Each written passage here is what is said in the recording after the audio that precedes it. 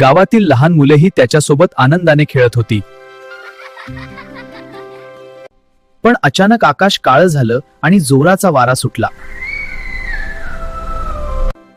लहान मुलं घाबरून बाळ गणेशामागे लपली. घाबरू नका. त्याने आपल्या छोट्या सोंडेने आकाशाकडे इशारा केला. आणि लगेच ढगामधून चमचमत इंद्रधनुष्य दिसू लागलं.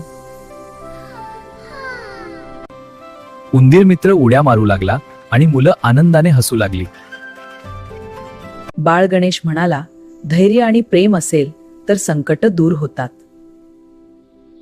गणपती बाप्पा मोरया, गणपती बाप्पा मोरया.